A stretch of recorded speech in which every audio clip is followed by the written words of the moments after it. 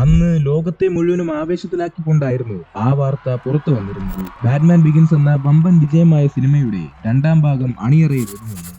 ആ സിനിമയുടെ സംവിധായകനായ ക്രിസ്റ്റഫർ നോളനും വാർണർ ബ്രോസ് സ്റ്റുഡിയോസും കൂടി ചേർന്നാണ് ആ വാർത്ത പുറത്തുവിട്ടത്. സിനിമ പ്രഖ്യാപിക്കുന്നതിന്റെ ഇടയിൽ തന്നെ അവർ അതിന്റെ അഭിനേതാക്കളെയും കൂടി പ്രഖ്യാപിച്ചു. എല്ലാം അഭിനേതാക്കളെയും പ്രഖ്യാപിച്ചപ്പോൾ ജനങ്ങൾ മുഴുവനും ആവേശത്തോടെയും ആർപ്പുവിളിയോടെയുമായിരുന്നു അത് സ്വീകരിച്ചിരുന്നത്.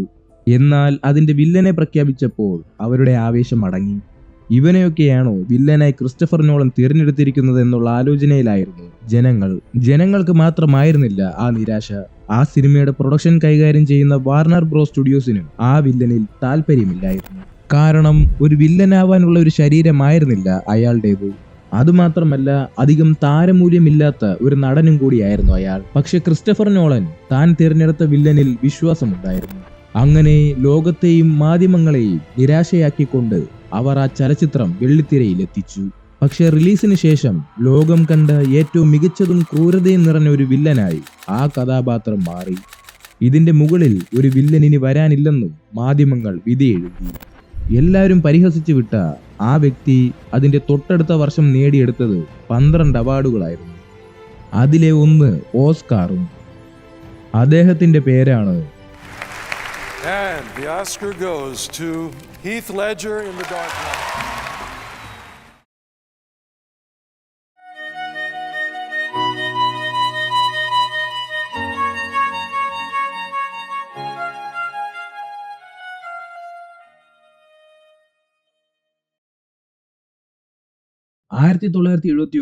ഏപ്രിൽ 4 ഹീത്ത് ലെഡ്ജർ ജനിച്ചിരുന്നത്. അത്യാവശ്യം സാമ്പത്തിക ശേഷിയുള്ള ഒരു കുടുംബത്തിലായിരുന്നു ലെഡ്ജറിന്റെ ജനനം. തന്റെ സ്കൂൾ പഠനകാലം മുഴുവനും പഠിത്തത്തെക്കാൾ കൂടുതൽ അദ്ദേഹം താല്പര്യം കാണിച്ചിരുന്നത് ചെസ് കളിക്കാനും ഫുട്ബോളിനോടും പിന്നെ അഭിനയത്തോടുമായിരുന്നു. അഭിനയത്തിന്റെ ആദ്യപടി അദ്ദേഹം സ്കൂളിൽ വെച്ച് തന്നെ ചവിട്ടിക്കയറുവാൻ ആരംഭിച്ചു.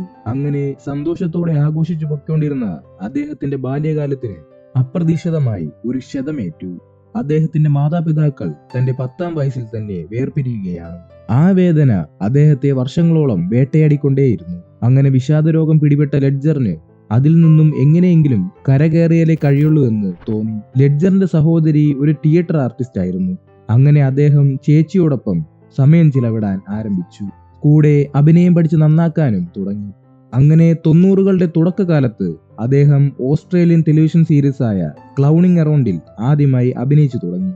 അതിനുശേഷം അദ്ദേഹത്തെ ഒരുപാട് അവസരങ്ങൾ തേടി വന്നു.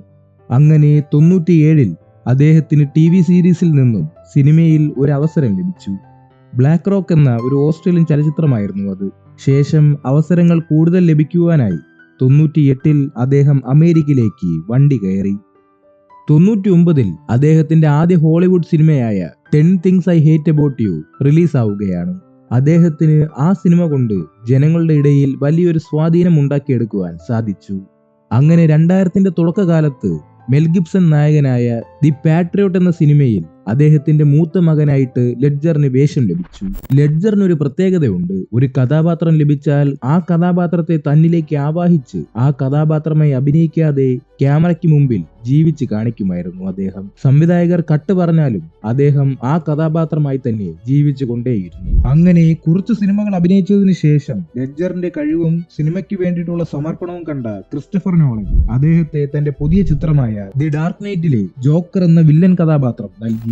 പക്ഷെ വാർണർ ബ്രോസ് സ്റ്റുഡിയോസിന് ആ വില്ലനിൽ താല്പര്യമില്ലായിരുന്നു. എന്നാൽ ക്രിസ്റ്റഫർ നോളന്റെ വാശിക്ക് മുമ്പിൽ അവർക്ക് തോറ്റുകൊടുക്കേണ്ടി വന്നു. അങ്ങനെ ലെഡ്ജർ ആ കഥാപാത്രത്തിന് വേണ്ടിയിട്ടുള്ള തയ്യാറെടുപ്പുകൾ ആരംഭിച്ചു.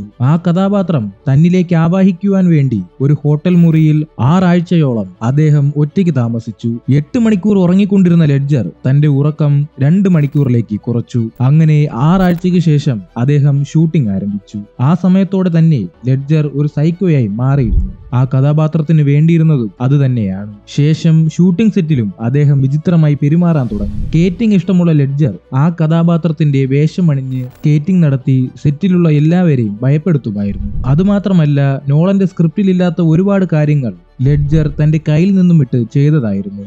എന്നാൽ ഇതെല്ലാം കണ്ടോണ്ട് നിന്ന സെറ്റിലുള്ള മറ്റുള്ളവർ ഇവനെന്ത് ഭ്രാന്താണ് ഈ കാണിക്കുന്നേ എന്നുള്ള ഒരു മട്ടിലായിരുന്നു. വാർണർ ബ്രോസ് സ്റ്റുഡിയോസിനും ഇതേ അഭിപ്രായം തന്നെയായിരുന്നു. ഇതെല്ലാം എഡിറ്റിംഗിൽ വരുമ്പോൾ കട്ട് ചെയ്ത് കളയണമെന്ന് അവർ ആവശ്യപ്പെട്ടു. എന്നാൽ ഇതെല്ലാം കണ്ട് ആസ്വദിച്ചിരുന്ന ഒരാൾ ആ സെറ്റിൽ ഉണ്ടായിരുന്നു. ആ ആളായിരുന്നു ക്രിസ്റ്റഫർ നോളൻ. അങ്ങനെ സിനിമയുടെ ഷൂട്ടിംഗ് കഴിഞ്ഞു. എന്നാൽ പ്രൊഡ്യൂസർ ആവശ്യപ്പെട്ടതുപോലെ ലെഡ്ജറിന്റെ കയ്യിൽ നിന്നും വിട്ട് ചെയ്ത സീനുകൾ എഡിറ്റ് ചെയ്ത് കളയുവാൻ നോളൻ സമ്മതിച്ചില്ല. അങ്ങനെ ഒരു ഭാഗത്ത് സിനിമയുടെ പോസ്റ്റ് പ്രൊഡക്ഷൻ വർക്ക് നടക്കുമ്പോൾ മറുവശത്ത് ആ കഥാപാത്രത്തിൽപ്പെട്ട് ബുദ്ധിമുട്ടിക്കൊണ്ടിരിക്കുകയായിരുന്നു ഹീത്ത് ലെഡ്ജർ. അദ്ദേഹത്തിന് പണ്ടത്തെ പോലെ 8 മണിക്കൂർ ഉറങ്ങുവാൻ കഴിഞ്ഞിരുന്നില്ല. ആ കഥാപാത്രത്തിന്റെ സ്വഭാവവുമായി ഒരുപാട് നാൾ ജീവിക്കേണ്ടി വന്നു. അങ്ങനെ ഒരു നാൾ അദ്ദേഹം ഇതിൽ നിന്ന് രക്ഷപ്പെടുവാൻ വേണ്ടി ഒരുപാട് ഡോക്ടർമാരെ സന്ദർശിച്ചു. എന്നാൽ ഉറക്ക ഗുളിക കൊടുക്കുകയല്ലാതെ മറ്റൊരു മാർഗവും അവരുടെ മുമ്പിൽ ഉണ്ടായിരുന്നില്ല. അങ്ങനെ ഉറക്ക ഗുളികയുടെ അമിത അളവ് മൂലം ലെഡ്ജർ ജാനുവരി 22, 2008 അതായത് അദ്ദേഹത്തിന്റെ 28ാം വയസ്സിൽ ഈ ലോകത്തിൽ നിന്നും വിടവാങ്ങി.